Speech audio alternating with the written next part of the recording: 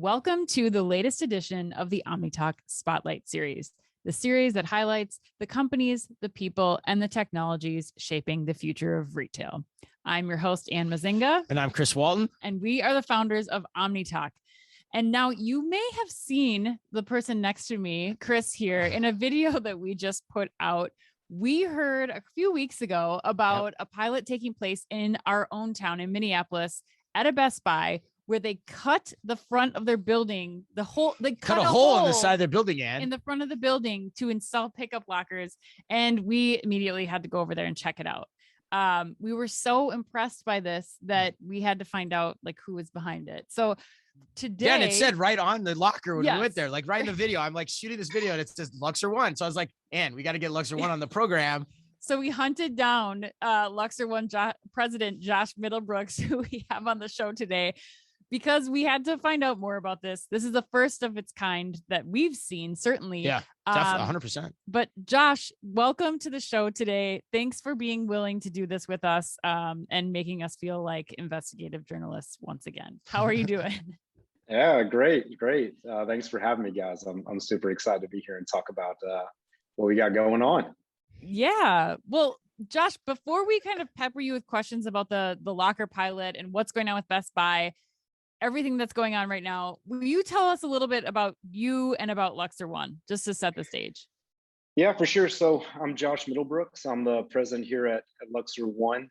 Before serving in this role, I was doing a lot of stuff on the retail side of the house for Luxer One, and before that, at the Home Depot, managing their interconnected strategy team for store operations and fulfillment. And that's actually probably the first time that I heard about what a smart locker is and what it does and what it can do. And probably also the first time that I got introduced to you guys when you guys were over at Target doing Store of the Future. I was doing something similar over on the Home Depot side. And yeah, ever since then, I guess I've been in love with what lockers could do for retail and for the way the world receives goods. So yeah, Luxer One, it's a smart locker company.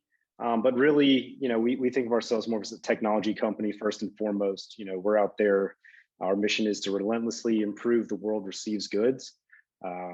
Most of those being online orders, right? That come in multifamily as online orders shipped to home or BOPIS orders, right? That you pick up at the store for retail. So yeah, that's me. That's Luxer One. So you cut your chops at Home Depot. Which is, which we're not afraid to say. We've been on record many times saying one of the best omni-channel retailers around. Got a love of the pickup locker. That I wanted to key in on that specifically. What is it about the pickup locker that attracted you so much, Josh? So, I think the first thing is that it's like blending that digital and physical in the store and in the world, right? Like during that time, like everyone was searching for what's the next app, what's the next software thing that needs to happen that's going to take us, from here to there. Right. And in rolls this 12 gauge steel box, and I was like, okay, what's going on here? That kind of intrigued me at first, and then turn it on, and it's got its own interface and app, and it's doing XYZ plugging into the cloud, and you're like, okay, there's something happening here, right? So lockers are blending hardware engineering, software engineering, firmware engineering. I mean, you name it. It's a lot of magic behind the box there. Got it. So that's what captivated you. All right. Well, yeah. All right. Well, let's turn to why you're here, which is the Best Buy pilot that, as Ann said in the opening, that we shot footage of recently, and it's gotten quite a lot of views on LinkedIn or on YouTube, I should say. So what's the backstory there? Tell us about this. So it's cut into the side of the building. The lockers are put into the side of the Best Buy building in Eagan as a pilot. What's this all about? We got connected with Best Buy about 2 years ago. We started talking about their vision for the future of interconnected retail and some of their plans that they had for their stores. And I'm always telling our team internally, we have to be a good dance partner, right? Let the retailer lead. What is their vision? And then how can we weave ourselves into it and add some efficiencies? But I think the real reason we got connected was around customer experience. They were doing a lot of UX and a lot of interviews around customer experience and how smart lockers might play into that. And we started talking to them about, well, what does it mean for the customer pickup experience with smart lockers? Right. We've got a ton of data points out there. We're doing, 5 to 10 million BOPUS orders a year through smart lockers today with our existing customers. And we showed them a 98% customer satisfaction score. And if you've been around, retail for long enough, that's like, wait, what? Your data is obviously mistaken. Like, let's rewind a little bit. And you're like, no, like here's the hard data. On those pickups, customers are saying they prefer a locker pickup because it matches the same, checkout experience. Fast, easy, done, right? And so that really, I think, was the catalyst point to talk more about how we might work together and partner with those guys for their vision. No, Josh, that makes a lot of sense from the customer's perspective. Best Buy wanting to create a better user experience for the customers. But I think what is also unique when we saw this in person, Chris, was, the operations efficiencies that it's providing for their employees too. So, I mean, I'd love to hear from your perspective, like what was Best Buy looking to get out of that from fulfilling the customer's needs, but also, making this operational? On the Best Buy side, and I won't speak exactly for them, just from the conversations that we're having with a lot of retailers out here, it's, BOPUS has been going at a 25% growth year over year for like the past 10 years. So we have a ton of orders in the back of these stores that need to get into the hands of customers. We're not so much focused on the actual like picking portion of that online order fulfillment. It's really on the pickup side. Anytime that you have a pickup of an online order, you got to go wait in line with the rest of the returns and online order pickups. And there's always that one person that's got a ton of questions and a ton of issues with what they've got going, and you're waiting in line. But from the flip side, right, that's also taking up a associate's time to go answer all those questions, do all that, and wade through that line. So we're really optimizing and making the checkout experience extremely efficient, right? You can think about our lockers as like an online order self-checkout machine, right? So like 10 years ago, everyone invested a bunch into these self-checkouts in like grocery and retail and all of that. It's really following along with that same trend, right? And how many times have you gone to the grocery store and you're like, no way, I'm getting in that line. I'm just jumping in self-checkout, bang, bang, and you're out of there, right? Right. The customers come to expect that. And frankly, right, it paid a huge dividend for retailers because now you have one person who's managing like 6 self-checkout machines. Right. So we're bringing that same efficiency now to online order fulfillment. That's a really good analogy. I've never thought about that before. I love that. Actually, it's very easy to understand. But so Josh, answers this question for us then, because, and I've said it a few times already, and Ann did too in the beginning, that what's unique about this Tesla was that the lockers are cut into the side of the building, where traditionally, you've seen most of these installations be external to the building, be in the vestibules of a building, be inside the building itself. This one's unique in terms of how it's positioned architecturally.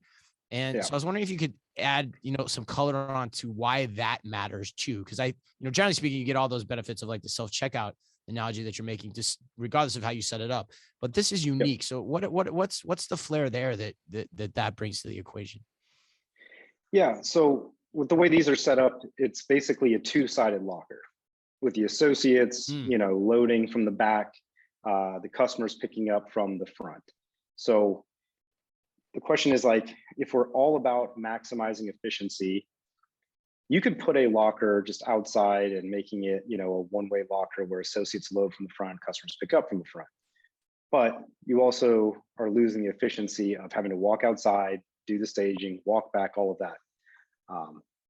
Where retail is going now with this micro fulfillment center concept is like, hey, how much of the store can we take and turn into a streamlined, super efficient A to B connection for fulfilling these online orders? And so they were like, hey guys, we have a crazy idea. We want to just go ahead and cut the back off and load them directly from the back.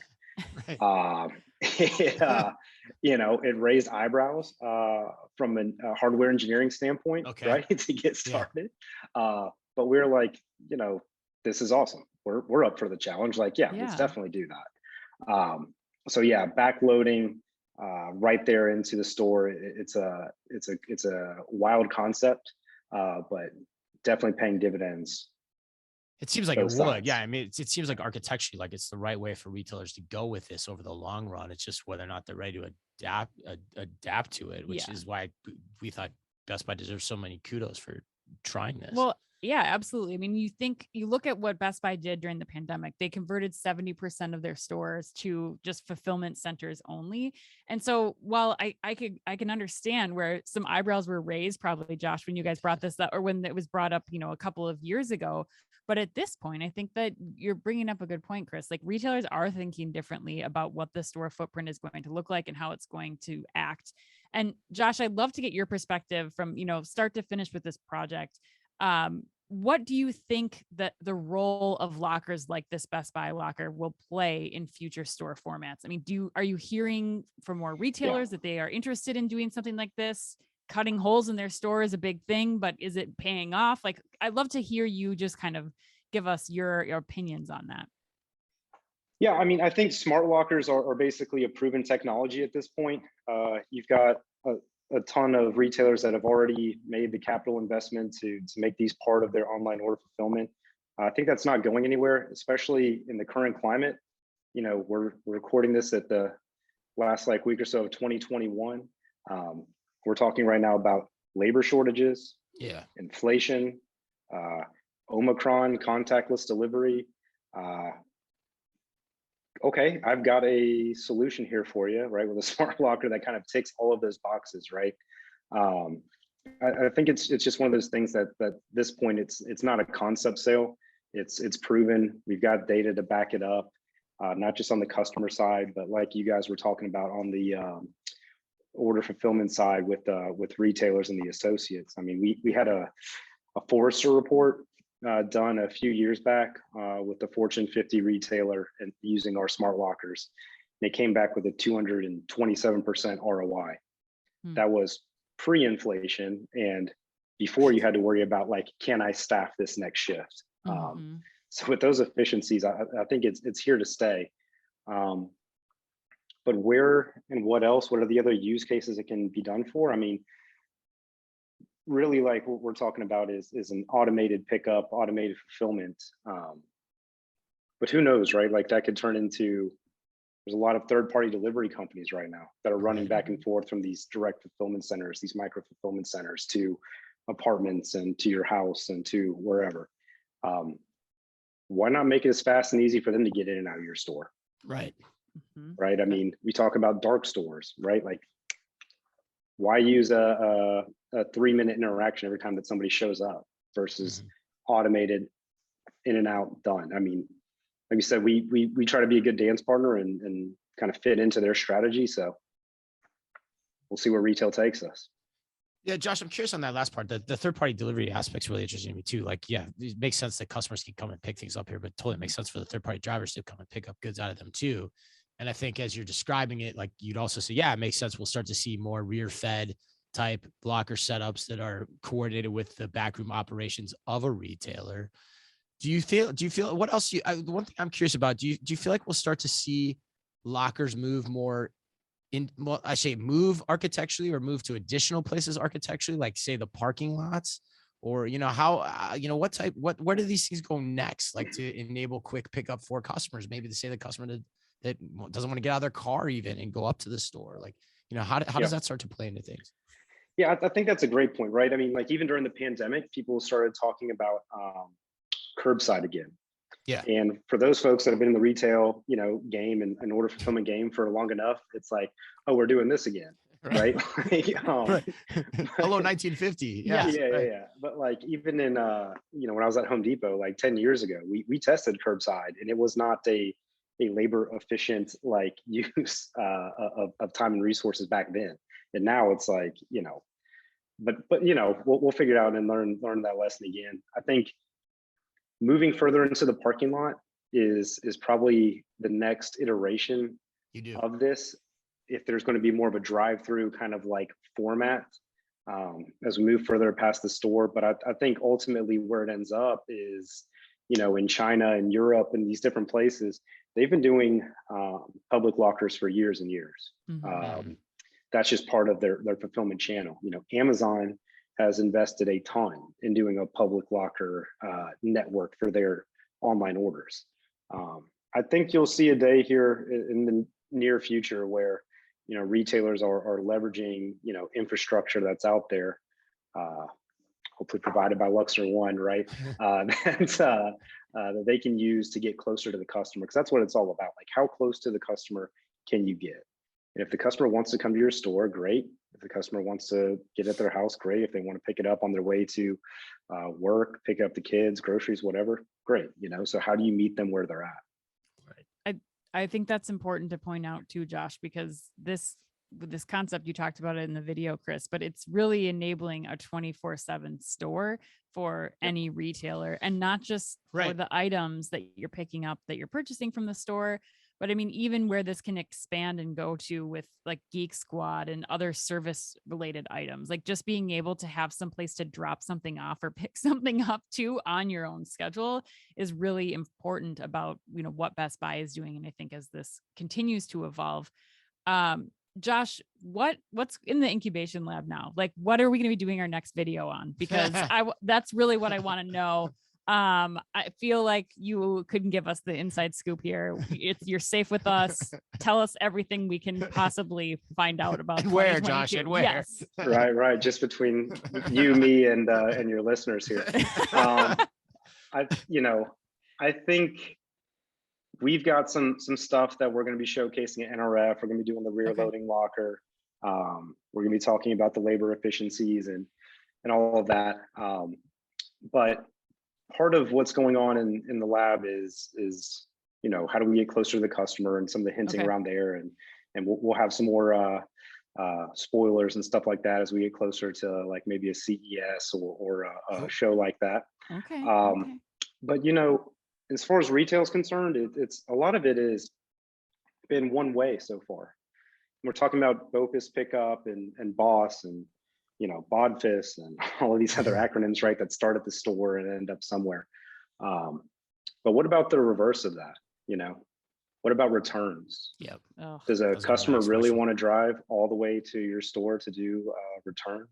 Do they really want to go online, get a QR code, to get a label, to go to their FedEx office, UPS store, to go ship back a product, right? Or, you know, talk about meeting the customer where they're at. Maybe they'd love to drop off a return at a smart locker.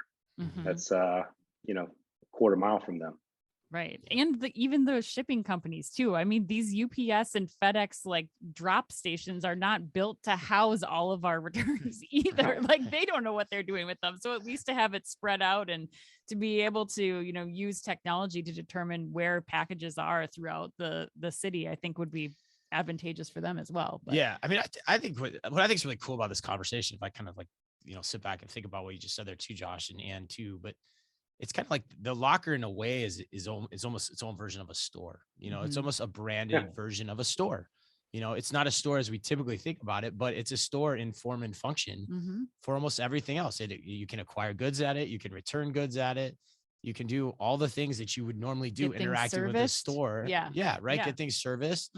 All the things you normally do in a store, you can do by way of these lockers in a really efficient way. If we think about and break free from the conventions that have kind of held us back. And, you know, you look to Europe where they're a great example of that in terms of trying to think about, you know, how to adapt to that type of mentality. But that's my big takeaway from this is like, which is why we want to have you on the show, which is you guys are seemingly at ground zero of leading that experimentation of this stepwise progression to get to that world that you're describing. And I think it's quite honestly, I think it's pretty cool. So, well, Josh, so we know people, if they want to see this live and in person, you can go to the Best Buy store in Eagan, Minnesota, if you are in Minneapolis.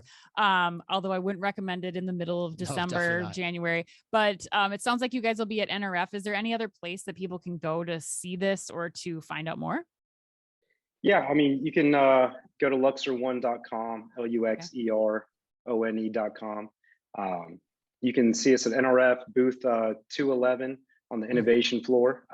See you there. And then, you know, you can email me, Josh M @luxerone.com or sales@luxerone.com. Love to talk to you more about it. and they will be at booth 211. If you guys are out at NRF, we'll be stopping by there for sure. Come say hi to Josh and the team. Josh Middlebrooks, president at Luxer One.